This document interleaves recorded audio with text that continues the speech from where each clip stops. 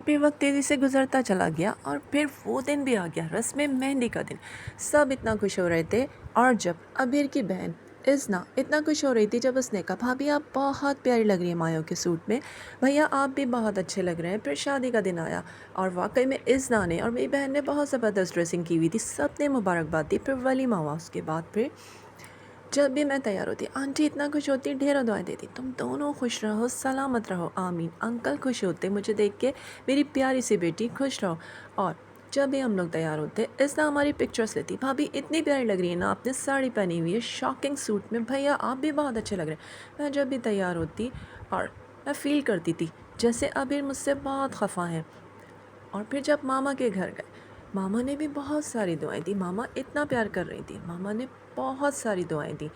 और मेरी बहन इतना खुश हो रही थी, आप इतनी प्यारी लग रही हैं ना रॉयल ब्लू सूट में, आप बहुत प्यारी लग रही हैं। अबीर भैया आप भी अच्छे लग रहे हैं और आप भी हमारी बहन बहुत अच्छी लग रही हो। और जब भी मैं बात करती, अबीर कुछ खोए खोए रहते। एक दिन मैंने कहा मैं इंशाल्लाह अल्लाह ताला से दुआ करी, अल्लाह ताला ज़रूर इंसाफ देंगे, मेरा इसमें कोई कसूर नहीं है और आप देख लेना इंसाफ होगा।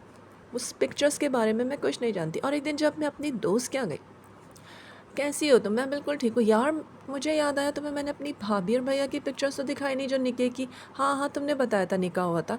और जब मैंने पिक्चर्स देखी, ये तो अमरीना है, मेरी यूनिवर्सिटी में पढ़ती है, तुम्हारी यूनिवर्सिटी में मेरी भाभी। हाँ। और फिर जब मैंने A to Z सारा बताया और फिर वो दोस्त तो मेरी चली गई। उसके बाद जब मैंने भाभी से सारा किस्सा बताया, भाभी बहुत अफसरदा और पशेमान थी, बहुत माजरत कर रही थी, माफ़ी मांगी। मैंने भैया को सब कुछ बता दिया, भैया बहुत गुस्सा कर रहे हैं।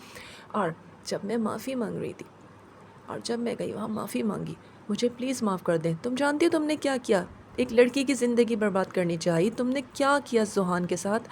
और फिर जाकर उन लोगों से माफ़ी मांगो, आइंदा मैं ऐसा कुछ ना सुनूं।